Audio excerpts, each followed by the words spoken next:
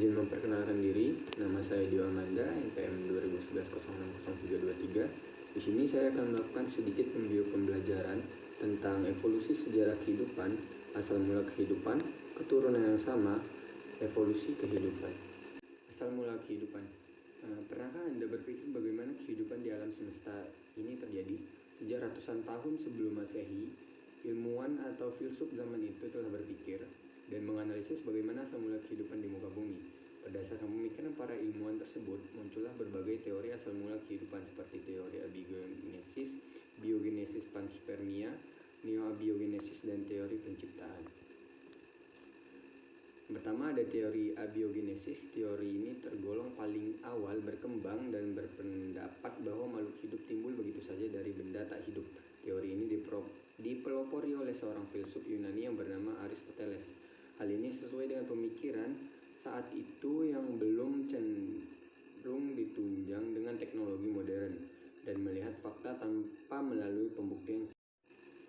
Yang kedua ada teori biogenesis. Teori biogenesis adalah teori asal-usul kehidupan yang menyatakan bahwa makhluk hidup berasal dari makhluk hidup lainnya. Adapun para ilmuwan yang mengemukakan teori ini yaitu Francesco Redi, Lazzaro Spallanzani, dan Louis Pasteur. Mereka melakukan pengamatan tersendiri yang lebih terencana dan terstruktur. Hukum biogenesis dianggap dicetuskan oleh Louis Pasteur.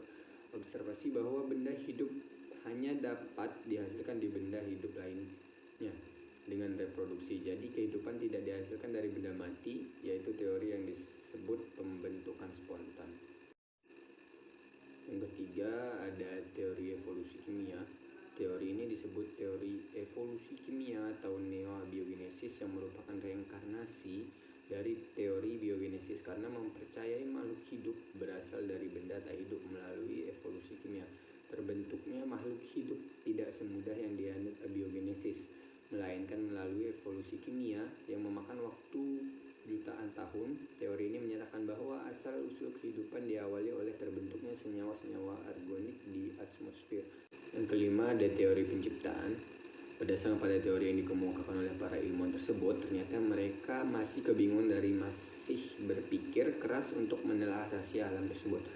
Akhirnya beberapa ilmuwan memilih kembali pada teori penciptaan yang bersumber dari ajaran agama dan kitab yang dianutnya. Kebanyakan agama, khususnya agama Samawi, percaya bahwa alam semesta bersama isinya diciptakan oleh Tuhan. Memang teori ciptaan ini sukar dibuktikan dengan akal manusia karena datangnya bukan dari hasil percobaan, melainkan hasil telaah ilmu agama dan keyakinan. Selanjutnya ada keturunan yang sama. Menurut teori evolusi, setiap spesies hidup berasal dari satu nenek moyang.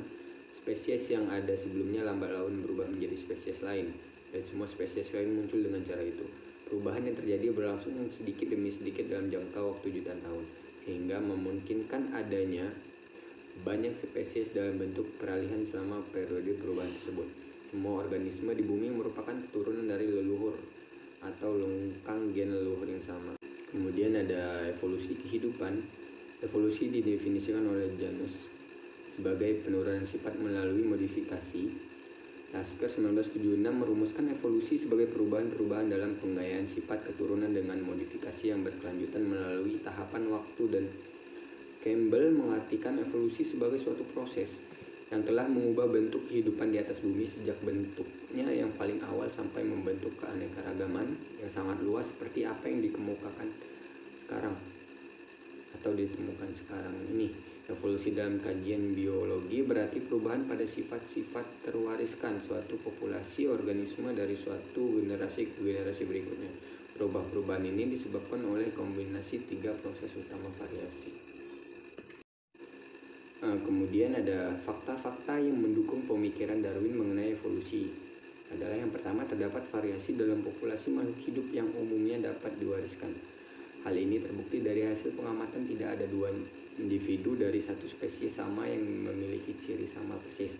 Yang kedua, ada spesies memiliki kemampuan untuk menghasilkan keturunan yang banyak. Pada dasarnya makhluk hidup berkembang biak untuk mempertahankan kelestarian hidupnya. Yang ketiga, ada sumber daya alam di bumi terbatas. Hal ini menyebabkan terjadi kompetisi untuk bertahan hidup di antara keturunan pada setiap generasi. Yang terakhir yaitu keempat, proses ini berlangsung dari generasi ke generasi. populasi lambat laun beradaptasi lebih baik terhadap lingkungan dan hanya individu yang sesuai yang akan bertahan. Proses ini dikenal dengan survival of the fittest. Baiklah, cukup sekian yang dapat saya sampaikan. Bila ada kesalahan kata saya mohon maaf. Saya akhiri, wabillahi taufiq wal hidayah. Wassalamualaikum warahmatullahi wabarakatuh.